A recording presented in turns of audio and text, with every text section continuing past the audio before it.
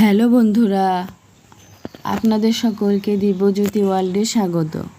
আমি আজকে আবার একটি রেসিপি নিয়ে আপনাদের সামনে হাজির হয়েছি। সেটি হলো লাউ দিয়ে নিরামিষ ঘন্ট। আমি এই নিরামিষ ঘন্ট কিভাবে তৈরি করলাম আজকে সেটাই আমি আপনাদের সঙ্গে শেয়ার করব। তাহলে চলুন। আমি এখানে প্রথমে 100 গ্রাম খেসারির ডাল বাটিতে ভিজিয়ে রেখেছিলাম 3-4 ঘন্টা। সেটার থেকেই জলটাকে বের করে দিয়েছি। প্রথমে এই খেসারির ডালটাকে আমি মিক্সিং গ্রাইন্ডারের জারের মধ্যে দেওয়ার আগে কয়েকটা কাঁচা লঙ্কা দিয়ে দেব। এরপর দিয়ে দেব খেসারির ডালটাকে।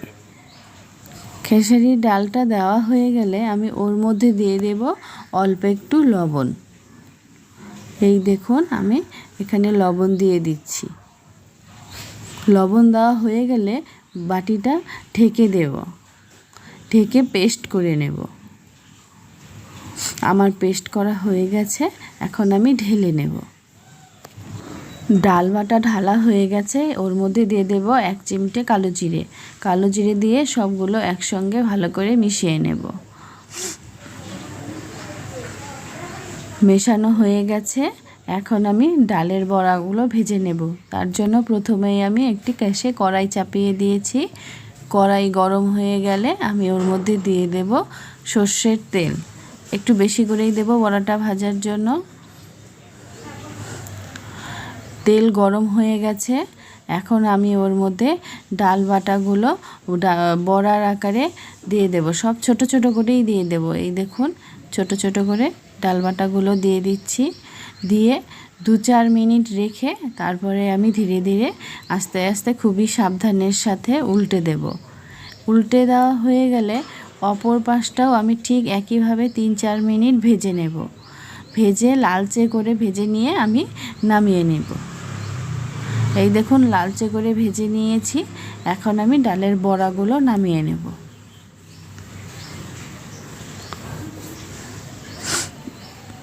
এই দেখুন, এইবার ডালের বড়াগুলো নামিয়ে নিচ্ছি। আমার নামানো হয়ে গেছে। এখন আমি একটা লাউকে ভালো করে কেটে নিয়েছি। এই দেখুন, এমন করে কুচি কুচি করে কেটে নিয়েছি। তারপরে রান্নার আমি পরবর্তী স্টেপ শুরু করব।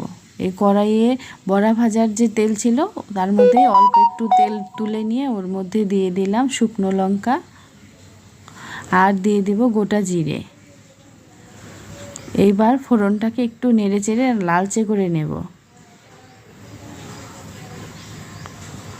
লালচে হয়ে গেছে, আমি এর মধ্যে দিয়ে দেব যে লাউ কেটে রেখেছিলাম সেটা।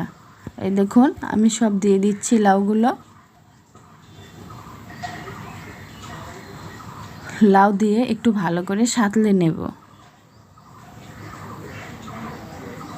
এরপর আমি ওর মধ্যে দিয়ে দেব 1/2 চামচ লবণ। লবণ দেওয়া হয়ে গেলে লবণটাকে লাউয়ের সঙ্গে ভালো করে মিশিয়ে দেব। মেশানো হয়ে গেলে আমি 2-4 মিনিট একটু লাউটাকে ঢেকে দেব। এরপর ঢাকনা খুলে আমি ওর মধ্যে ধীরে ধীরে দিয়ে দেব 1 চামচ জিরে বাটা, 1 চামচ আদা বাটা আর 5-6টা কাঁচা লঙ্কাকে একসঙ্গে বেটে রেখেছিলাম সেটা দিয়ে দেব।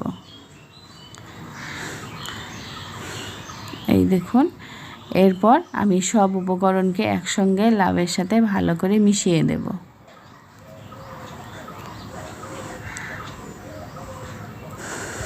সব উপকরণ মেশানো হয়ে গেলে ওর মধ্যে দিয়ে দিলাম মশলার বাটি ধোয়া জল আর দিয়ে দেব 1/2 চামচ হলুদ গুঁড়ো। এই দেখুন, দেওয়া হয়ে গেলে আমি এরপর একটু হাতা দিয়ে হলুদটাকে ভালো করে মিশিয়ে দেব। মিশিয়ে দেওয়ার পরে আবার ঢাকনা দিয়ে 15 মিনিট লাউটাকে সিদ্ধ হতে দেব। 15 মিনিট হয়ে গেছে, আমি এখন ঢাকনা তুলে নেব। এই দেখুন, লাউ সিদ্ধ হয়ে গেছে। এবার আমি মাঝখানটা একটু ফাঁকা করে নেব। আর নুনিয়া আতপ চালের গুঁড়ো আমার ঘরেই ছিল, সেটা আমি একটু জলে গুলে এর মধ্যে দিয়ে দেব। জলে গুলে দেওয়ার ফলে ঘন্টের স্বাদটা একটু বেড়ে যায় আর একটা সুগন্ধ বেরোবে।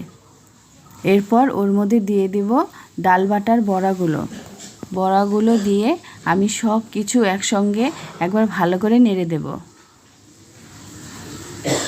এই দেখুন, খুব ভালো করে নাড়তে হবে যাতে যে আমি চালের গুঁড়োটা দিয়েছিলাম জলে গুলে সেটা যেন কোনো জায়গায় একটু বেশি না থাকে, একদম সব জায়গায় সমানভাবে থাকে। এইভাবে খুব ভালো করে নেড়ে দিয়ে আমি কি করব এবার বলুন তো, এবার আমি 5 মিনিটের জন্য আবার ঢাকনা দিয়ে দেব। গ্যাসটাকে মিডিয়াম রাখবো। 5 মিনিট হয়ে গেছে, ঢাকনা খুলে দেব। এবার খুবই আলতোভাবে হাতা দিয়ে নাড়াচাড়া করতে হবে, নইলে ডালের বড়াগুলো ভেঙে যেতে পারে। এবার নাড়া হয়ে গেলে আমি গ্যাসটাকে বন্ধ করে ঢাকনা দিয়ে 15 মিনিট রেখে দেব। 15 মিনিট পরে পরিবেশন করব। আমার 15 মিনিট হয়ে গেছে। এই দেখুন আমার ঘন্ট একদম রেডি। এখন আমি পরিবেশন করে নেব। এই দেখুন বন্ধুরা, আমি আমার লাউ ঘন্ট নামিয়ে নিয়েছি। এই নিরামিষ পদ্ধতিতে লাউ ঘন্ট বানালে আপনারা এইভাবে একবার বাড়িতে ট্রাই করে দেখবেন, খুবই সুস্বাদু হয় খেতে।